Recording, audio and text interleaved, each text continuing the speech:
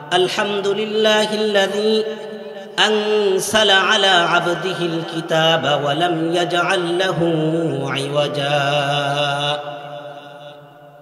সমস্ত প্রশংসা হলো সেই আল্লাহর, যিনি তার বান্দা মুহাম্মদ সাল্লাল্লাহু আলাইহি ওয়াসাল্লামের উপরে এমন একটা কিতাব নাজিল করেছেন, যেই কিতাবের মধ্যে কোনো বক্রতা নাই, কোনো বাঁকা পথ নাই।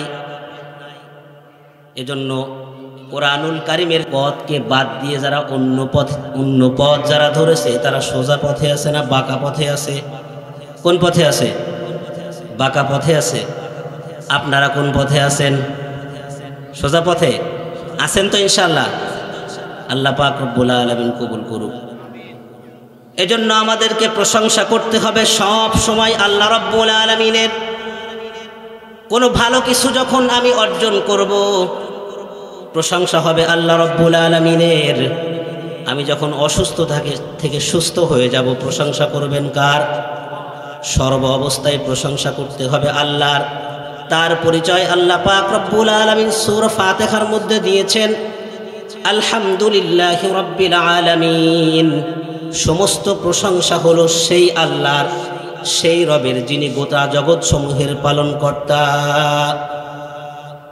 এই যে রব্বুল আলামিন বললেন, রব্বুল আলামিন, রব কাকে বলে? রবের পরিচয় আমরা অনেকেই জানি না, ঠিক কিনা বলেন? রবের পরিচয় আমরা সবাই জানি, আমরা সকলেই রবের পরিচয় জানি না। কোরআনুল কারীমের মধ্যে রব্বুল আলামিন তার পরিচয় দিয়েছেন। রব হলেন তিনি, যিনি তার সৃষ্টি জগতের প্রত্যেকটা সৃষ্টির চাহিদা যখন যতটুকুন প্রয়োজন যিনি পূরণ করে থাকেন, তিনি হলেন রব। এজন্য আমাদের জীবনের সমস্ত চাহিদা পূরণ করেন কে? আল্লাহ রাব্বুল আলামিন আমাদের প্রত্যেকের জীবনের সমস্ত চাহিদা পূরণ করেন। এজন্য তিনি হলেন আমাদের রব।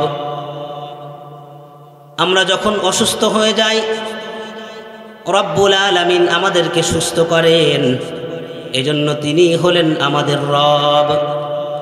তিনি আমাদের রিজিকের ব্যবস্থা করেছেন, আমাদের খাবারের ব্যবস্থা করেছেন, আমাদের যাবতীয় প্রয়োজন মেটান। এজন্য তিনি হলেন আমাদের রব। এই জমিনটা যখন ফেটে চৌচির হয়ে যায়, ফসল ফলানোর অনুপযোগী হয়ে যায়, আকাশ থেকে যিনি বৃষ্টি বর্ষণ করে এই জমিনটাকে ফসল ফলানোর উপযোগী করে দেন, তিনি হলেন আমার রব। এই পৃথিবীতে অসংখ্য প্রাণীকুল ছড়িয়ে ছিটিয়ে আছে। সমুদ্রের মধ্যে, সমুদ্রের তলদেশে অসংখ্য প্রাণীকুল রয়েছে, যাদের খাবারের ব্যবস্থা করা দুনিয়ার কোনো মানুষের পক্ষে সম্ভব নয়। এই সমস্ত প্রাণীদের খাবারের ব্যবস্থা যিনি করেন, তিনি হলেন আমার রব।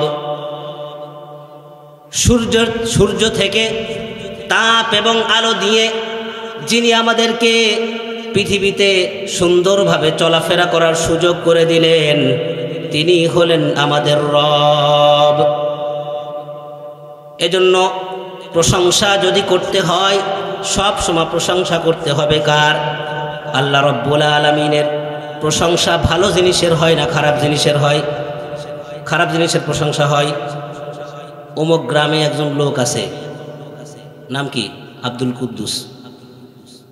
তার খুব প্রতিভা, তার খুব কি প্রতিভা, এত সুন্দর করে মানুষের ঘরের শিং খুইছে, কি ঘরের থেকে টাকা বের করে নিয়ে যায়, কি সুন্দর পারে।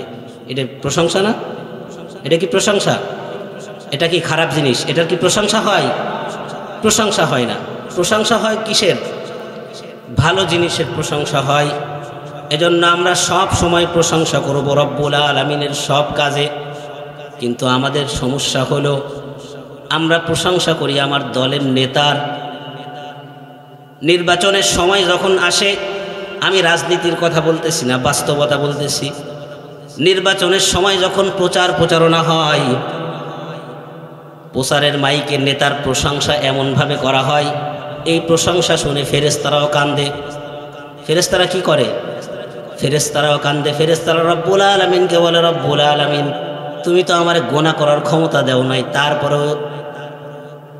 তারপরেও এরা তো গুনাহ করার ক্ষমতা আছে, এরা গুনাহ করে, তারপরে এরা তো আমার থেকেও ভালো দেখতেছি, ঠিক কিনা বলেন? এজন্য দুনিয়ার ফাসেক যারা, তাদের প্রশংসা করা যাবে না, তাদের পিছে ছোটা যাবে না। দুনিয়ার ফাসেকের যখন প্রশংসা করা হয়, বিশ্বনবী জনাবে মুহাম্মদুর রাসূলুল্লাহ সাল্লাল্লাহু আলাইহি ওয়াসাল্লাম বলেন, দুনিয়াতে যখন কোনো ফাসেকের প্রশংসা করা হয়, তখন রাগে আর গুসায় রব্বুল আলামিনের আরশে আজিম কাঁপতে থাকে। এজন্য আপনারা কি কোনো ফাসেকের প্রশংসা করবেন? আরও একটু জোরে বলতে হবে, করবেন? কোনো ফাসেকের প্রশংসা করা যাবে না। প্রশংসা করতে হবে একমাত্র তার, যিনি আমাকে সমস্ত নেয়ামত দিয়েছেন, যার সমস্ত নেয়ামত ভোগ করে আমি এই পৃথিবীতে বেঁচে আছি, তারই প্রশংসা করতে হবে। এরপরের আয়াতে রব্বুল আলামিন বলছেন আর রহমানির রহিম। রব্বুল আলামিনের আরেকটা পরিচয় হলো তিনি হলেন পরম করুণাময়, অসীম দয়ালু। রব্বুল আলামিন তিনি হলেন রহমান, রব্বুল আলামিন তিনি হলেন রহিম। এই দুইটা শব্দের মধ্যে একটা পার্থক্য আছে, সেটা হলো রব্বুল আলামিন তিনি যে রহমান, রব্বুল আলামিন রহমান, তার এই রহমত পৃথিবীতে সব মানুষের উপরে বিস্তার করে রেখে দিয়েছেন।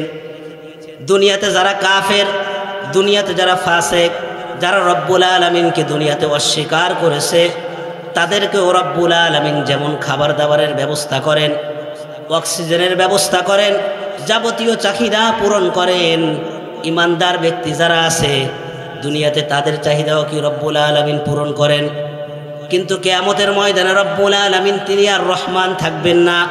রব্বুল আলামিন কিয়ামতের ময়দানে তার রহিম নামের বিকাশ ঘটাবেন। কিসের বিকাশ ঘটাবেন? কিয়ামতের ময়দানে রব্বুল আলামিন তার রহিম নামের বিকাশ ঘটাবেন। সেটা হলো তিনি হলেন অসীম দয়ালু, সবার প্রতি ওই সময় দয়া করা হবে না, কিন্তু যার উপরে দয়া করা হবে তার উপরে অনেক বেশি পরিমাণ দয়া করা হবে। এটা করা হবে শুধু নেককার বান্দা যারা, সমাজের ভালো মানুষ যারা, যারা রব্বুল আলামিনের কথা মতো তাদের জীবনটাকে সাজিয়েছিল। কিয়ামতের ময়দানে শুধু এই সমস্ত মানুষদের কি করা হবে? এই সমস্ত মানুষদের রহমত করা হবে। এজন্য রব্বুল আলামিন আমাদেরকে তার যে দয়া, তার যে ভালোবাসা, তার যে মায়া দিয়ে আমাদেরকে ঢেকে রেখে দিয়েছেন। রব্বুল আলামিনের রহমত আর ভালোবাসা যদি পৃথিবীতে না থাকতো, পৃথিবীতে কোনো মানুষই টিকে থাকতে পারতো না। এরপরে রব্বুল আলামিন বলছেন সূরাতুল ফাতিহা, মালিক ইয়াউমিদ্দিন, তিনি হলেন বিচার দিবসের মালিক। বিচার দিবসের মালিককে আপনারা একটু বলেন? বিচার দিবসের মালিক হলো আল্লাহ, এটা আপনারা বিশ্বাস করেন?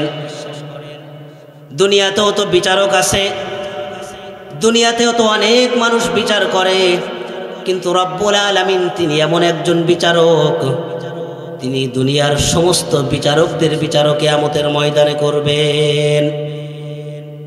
কিয়ামতের ময়দানটা প্রচণ্ড ভয়াবহ হবে। রব্বুল আলামিন বলছেন ইয়াউমা লা তামলিকু নাফসুন লিনাফসিন শাইআ, কিয়ামতের ময়দানে কোনো মানুষ মানুষের উপকারে আসবে না।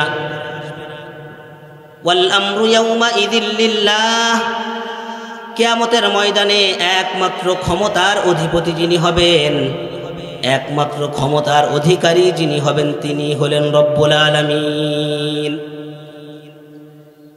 দুনিয়ার কত ভালোবাসার ছেলে সন্তান, পিতামাতা, দুনিয়াতে কত আপনজন, কিয়ামতের ময়দানে কেউ কারো পরিচয় দিবে না, কেউ কারো কোনো কাজে আসবে না। রব্বুল আলামিন বলছেন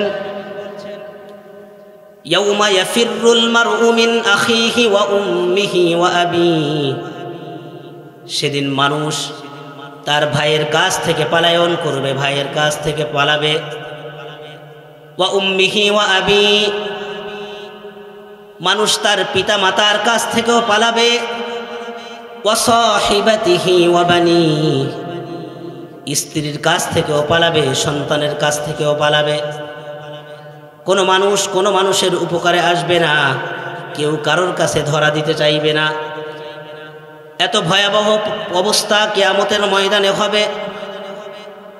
রব্বুল আলামিন কোরআনুল কারীমের মধ্যে কিয়ামতের সেই ভয়াবহ বর্ণনা দিলেন। আল্লাহ বলছেন, ইয়া আইয়ুহান নাসুত্তাকু রাব্বাকুম ইন্না সালসালাতাস সাআতি শাইউন আযীম। রব্বুল আলামিন বলছেন, হে দুনিয়ার মানুষেরা, তোমরা কিয়ামতের সেই কম্পনকে ভয় করো, যেই কম্পনের মাধ্যমে কিয়ামত শুরু হয়ে যাবে। এত ভয়াবহ অবস্থা হবে। ইয়াউমা তারাউনাহা তাযহালু কুল্লু মুরদিআতিন আম্মা আরদাআত ওয়া তাদউ কুল্লু যাতি হামলিন হামলাহা।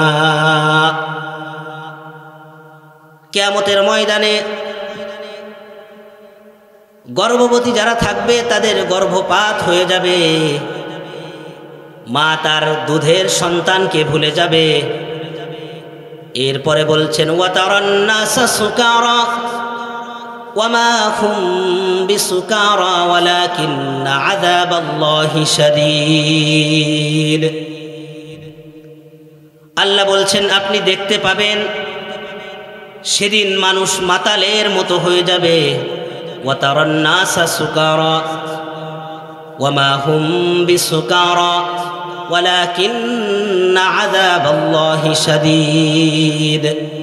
প্রকৃতপক্ষে তারা মাতাল থাকবে না। সেদিন তাদের এই অবস্থা হবে শুধুমাত্র রব্বুল আলামিনের আযাবের কারণে। এই ভয়াবহ পরিস্থিতিতে যখন মানুষের সামনে তার আমলনামাটা হাজির করা হবে, দুনিয়াতে সে কি করেছিল সব কিছু যখন তার সামনে উপস্থাপন করা হবে, তখন সে দেখতে পাবে দুনিয়ার জীবনে সে যা কিছু করেছে তার সব কিছু এখানে লিপিবদ্ধ রয়েছে। দুনিয়াতে সে যত ছোট অপরাধ করেছে, যত ছোট ছোট গুনাহগুলো সে করেছে, সেই গুনাহগুলো তার এখানে লিপিবদ্ধ করা আছে। জীবনে যত বড় অপরাধ করেছে, ভালো কাজ করেছে, সব কিছু তার এই আমলনামার মধ্যে লিপিবদ্ধ আছে। তখন ওই বান্দা এই আমলনামা দেখে বলবে, মালি হাযাল কিতাবি লা ইউগাদিরু সাগীরাতান ওয়ালা কাবীরাতান ইল্লা আহসাহা। মানুষ সেদিন বলবে, এটা আবার কেমন কিতাব, এটা আবার কেমন আমলনামা, এর মধ্যে তো দেখতেছি আমার জীবনের ছোট ছোট কাজগুলো এর মধ্যে লিপিবদ্ধ করা আছে, আর বড় কাজগুলো লিপিবদ্ধ করা আছে। ওয়াজাদু মা আমিলু হাদিরা। এরপরে তার কাছে তার সমস্ত কর্মকাণ্ডকে হাজির করা হবে। রব্বুল আলামিন বলছেন, তার উপরে কোনো জুলুম করা হবে না। কি করা হবে না? জুলুম করা হবে না। রব্বুল আলামিন কিয়ামতের ময়দানে ন্যায় বিচার প্রতিষ্ঠা করবেন। কারোর প্রতি কোনো জুলুম করা হবে না। দুনিয়ার সম্পদ কিয়ামতের ময়দানে কোনো কাজে আসবে না। আপনি যতই সম্পদশালী হন না কেন, যতই টাকা পয়সার মালিক হন না কেন, কিয়ামতের ময়দানে ঘুষ দিয়ে জান্নাত কেনা যাবে না। কিয়ামতের ময়দানে ঘুষ দিয়ে জাহান্নামের আগুন থেকে বাঁচা যাবে না। এমন ভয়াবহ পরিস্থিতি তখন তৈরি হবে। রব্বুল আলামিন বলছেন, কিয়ামতের ময়দানে এমন একটা পরিস্থিতি তৈরি হয়ে যাবে, মানুষের আমলনামা যখন তাদের সামনে হাজির করা হবে, তখন মানুষ অস্বীকার করবে, বলবে, রব্বুল আলামিন দুনিয়ার জীবনে এই কাজ তো আমি করি নাই। রব্বুল আলামিন বলছেন, তখন অস্বীকার যখন করবে,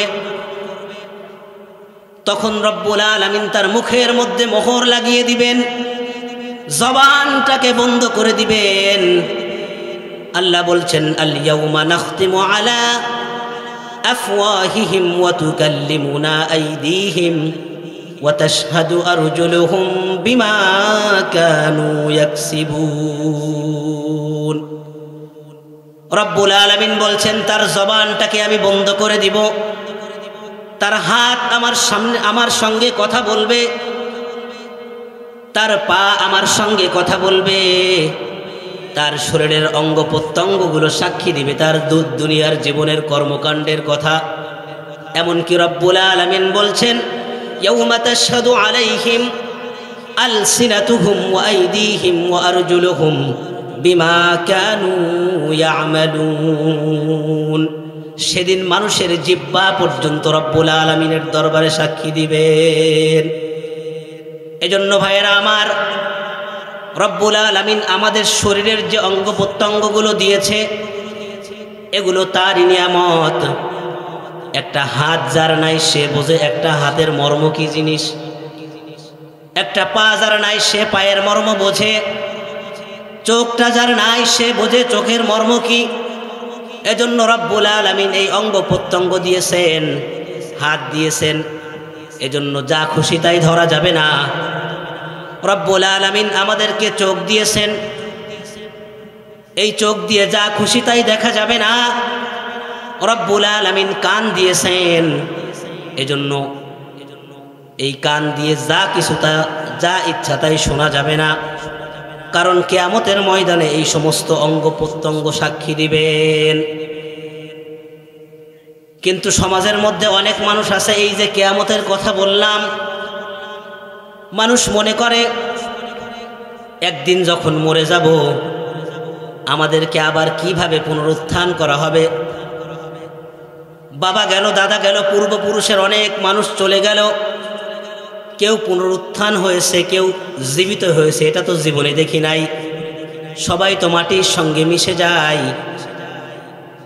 আবার কিভাবে উঠানো হবে, রব্বুল আলামিন আবার কিভাবে উঠাবেন, এরকম সংশয়বাদী আমাদের সমাজে আছে না নাই? যে রব্বুল আলামিন আমাদেরকে সৃষ্টি করেছেন, সে রব্বুল আলামিন কি আমাদেরকে আবার পুনরুত্থান করতে পারবেন না? পারবেন, অবশ্যই পারবেন। রব্বুল আলামিন আমাদেরকে কত সুন্দর করে সৃষ্টি করলেন। রব্বুল আলামিন বলছেন, তোমরা কি একটু চিন্তা করে দেখেছো তোমাদেরকে আমি কিভাবে সৃষ্টি করেছি?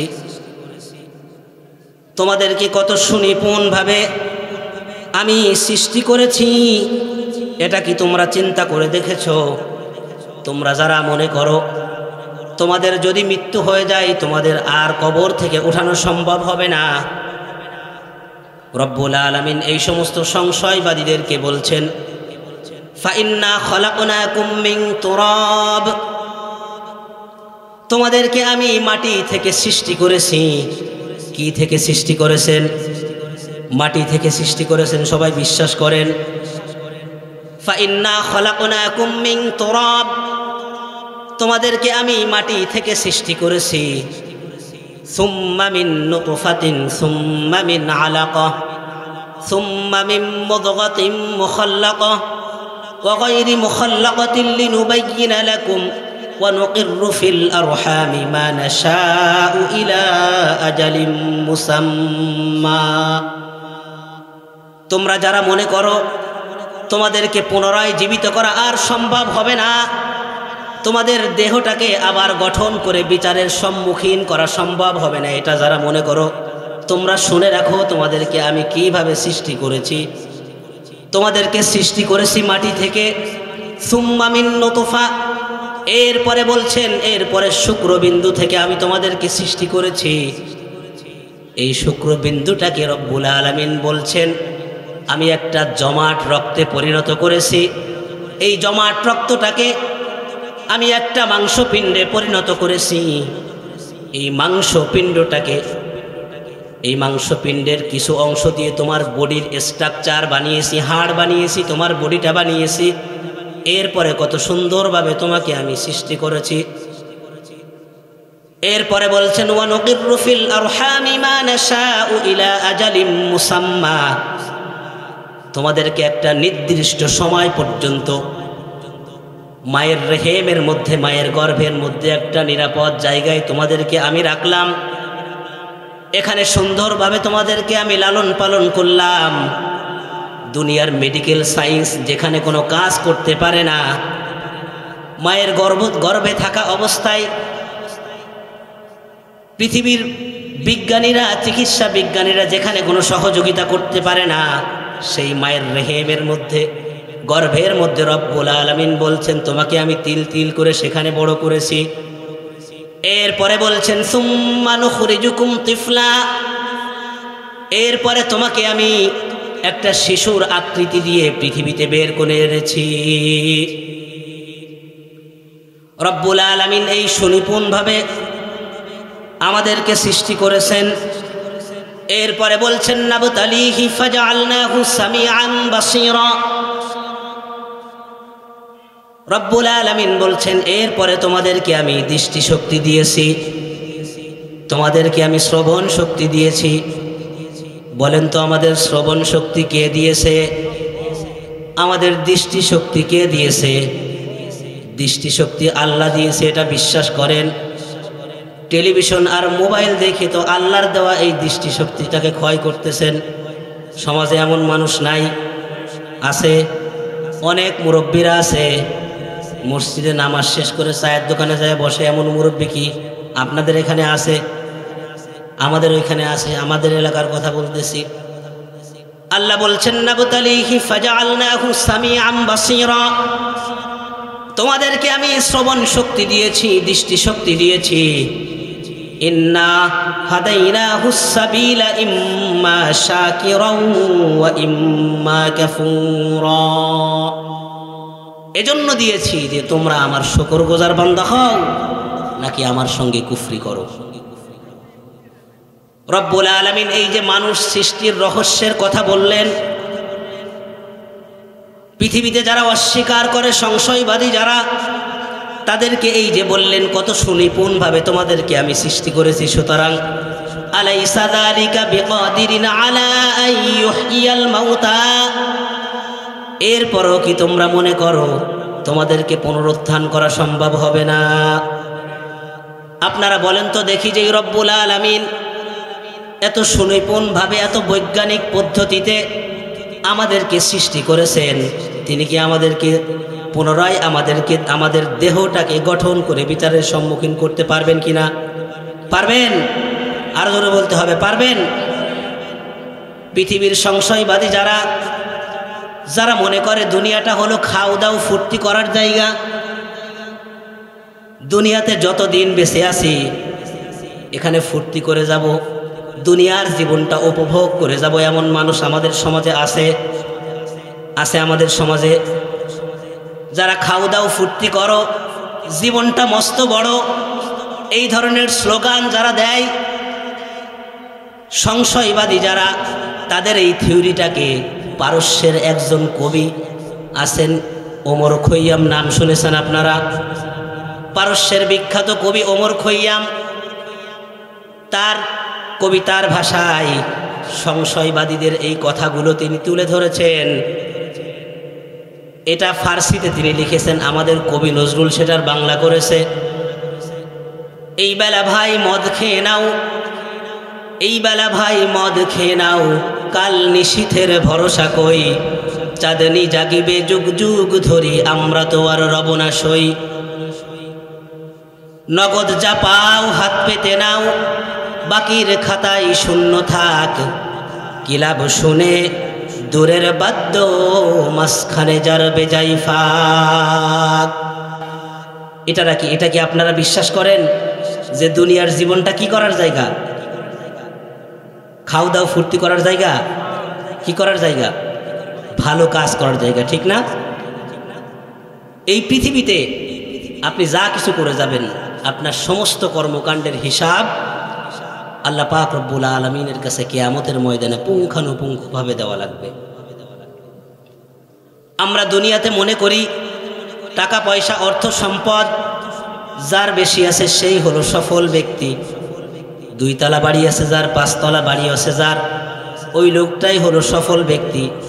কিন্তু রব্বুল আলামিন বলছেন ফামান সুহজিহা আনিন নারি ওয়া উদখিলাল জান্নাতা ফাকাদ ফাজ। কিয়ামতের ময়দানে রব্বুল আলামিন যদি কোনো ব্যক্তিকে বলে তোমাকে আমি জাহান্নাম থেকে মুক্ত করে তোমাকে জান্নাত দিয়ে দিলাম, ওই লোকটাই হলো সফল ব্যক্তি। এজন্য রব্বুল আলামিন সূরাতুল ফাতিহার ৩য় নম্বর আয়াতে বলছেন মালিক ইয়াউমিদ্দিন, তিনি হলেন বিচার দিবসের মালিক। এরপরে বলছেন ইয়্যাকা না'বুদু ওয়া ইয়্যাকা নাস্তাঈন। এরপরে আমরা যখন নামাজের মধ্যে বলি কিনা এই কথা, আল্লাহ পাক রব্বুল আলামিন আমাদেরকে দোয়া শেখালেন তোমারই ইবাদত করি আর তোমার কাছেই সাহায্য চাই। সাহায্য চাইতে হবে কার কাছে? দুনিয়ার কোনো মানুষ কি সাহায্য করার ক্ষমতা রাখে? যদি আপনার সন্তান না হয়, দুনিয়ার কোনো মানুষ আপনাকে সন্তান দিতে পারবে? কোনো পীর সাহেবের কবরের কাছে যদি সিজদায় লুটিয়ে পড়েন, পীর সাহেব সন্তান দিতে পারবে? দুনিয়ার কোনো দরবার আপনাকে সন্তান দিতে পারবে? দুনিয়ার কোনো রাজনৈতিক নেতা আপনাকে সন্তান দিতে পারবে? কিন্তু সমস্যা হলো আমরা যেখানে দিতে পারবে না, যারা দিতে পারবে না তাদের কাছেই চাই। ঠিক কিনা বলেন? যারা কিছু দেওয়ার ক্ষমতা রাখে না, আমরা কি করি? আমরা যাই তাদের কাছে চাই, ঠিক না? আল্লাহ বলছেন ইয়াহাবু লিমান ইয়াশাউ ইনাসা ওয়া ইয়াহাবু লিমান ইয়াশাউ যুকুর আও ইউযাওবিজুহুম যুকরানা ওয়া ইনাসা ওয়া ইয়াজআলু মা ইয়াশাউ আকিমা ইন্নাহু আলিমুন কাদির। আল্লাহ বলছেন আমি যাকে খুশি পুত্র সন্তান দেই। আল্লাহ প্রথমে বলছেন আমি যাকে খুশি কন্যা সন্তান দেই, আর যাকে খুশি আমি পুত্র সন্তান দেই। রব্বুল আলামিন বলছেন যাকে খুশি আমি কন্যা সন্তানও দেই, আর যাকে খুশি আমি পুত্র সন্তানও দিয়ে থাকি, আর যাকে খুশি আমি কিছুই দেই না। এজন্য একমাত্র ইবাদত করতে হবে কার? ইয়্যাকা না'বুদু ওয়া ইয়্যাকা নাস্তাঈন। আমরা ইবাদতের ক্ষেত্রে অনেক সময় শরীক করে ফেলি। ইবাদত কি জিনিস আমরা এটা বুঝি না। অনেক সময় আমরা মাজারে গিয়ে সেজদা করা এইটারও একটা ইবাদত মনে করি। অনেকে আছে না, মাজারে যায় সেজদা দেওয়াটা কি করে? ইবাদত মনে করে। আমি আমার নিজে দেখেছি অনেক জায়গায়। আমি শাহজালালের মাজারে গিয়েছি, সেখানে কি অবস্থা! শাহজালাল রহমতুল্লাহি আলাইহি তিনি যেটা ধ্বংস করার জন্য এখানে এসেছিলেন, তার কবরে সেটা চলতেছে। এরপরে সাতক্ষীরাতে আপনারা আহসানুল্লাহ নাম শুনেছেন? খান বাহাদুর আহসানুল্লাহ নাম শুনেছেন? এই যে আহসানুল্লাহ কলেজ যার নামে, আহসানুল্লাহ বিশ্ববিদ্যালয়, এহসান বিশ্ববিদ্যালয় সম্ভবত, সেখানে গিয়েছি। সেখানেও একই অবস্থা, মানুষ ওপেনে কবরে সেজদা করতেছে। এজন্য আমাদের কবি নজরুল দুঃখ করে বলেছেন তাওহীদের হাই হে চির সেবক, ভুলিয়া গিয়াছ সে তাকবীর, দুর্গার নামের কাছাকাছি প্রায় দরগায় গিয়ে লোটাও শির। ঠিক কিনা বলেন? ওদের যেমন রামনারায়ণ, মোদের তেমন মানিক পীর, ওদের চাউলার কলার সাথে মিশিয়া গিয়াছে মোদের ক্ষীর। ওদের শিব শিবানীর সাথে আলী ফাতেমার মিতালি বেশ, হাসারের করিয়াছি কার্তিক আর হোসেনের করিয়াছে গজগণেশ। আমাদের অবস্থা হয়ে গেছে এইরকম। এজন্য আল্লাহ বলছেন ইয়্যাকা না'বুদু ওয়া ইয়্যাকা নাস্তাঈন। আমাদেরকে দোয়া শেখালেন, আমরা ইবাদত করব আল্লাহ রাব্বুল আলামিনের এবং সাহায্য চাইব আল্লাহ পাক রব্বুল আলামিনের কাছে। এরপরে বলছেন ইহদিনাস সিরাতাল মুস্তাকিম। রব্বুল আলামিন তুমি আমাকে সরল সঠিক পথ দেখাও। বলেন তো দেখি, সরল সঠিক পথ দেখানোর মালিক কে? আল্লাহ। হেদায়েতের মালিক কে? আল্লাহ। রব্বুল আলামিন নবীদের কাছেও হেদায়েত দেন নাই। নবীদের কাজ ছিল শুধু দাওয়াত পৌঁছে দেওয়া, নবীদের কাজ ছিল শুধুমাত্র তাওহীদের বাণীটা পৌঁছে দেওয়া, বাকি হেদায়েত দেওয়ার মালিক ছিল আল্লাহ পাক রব্বুল আলামিন। তাই যদি না হতো, পৃথিবীর কোনো মানুষের হাতে যদি রব্বুল আলামিন হেদায়েত দিতেন, সর্বপ্রথম হেদায়েত দিতেন মুহাম্মদ সাল্লাল্লাহু আলাইহি ওয়াসাল্লামের হাতে। ঠিক কিনা বলেন? মুহাম্মদ সাল্লাল্লাহু আলাইহি ওয়াসাল্লামের হাতে যদি হেদায়েত থাকতো তাহলে মক্কার কুরাইশ একটা কাফেরও ঈমান ছাড়া মরতো না। ঠিক কিনা বলেন? এজন্য হেদায়েত দেওয়ার মালিক কে?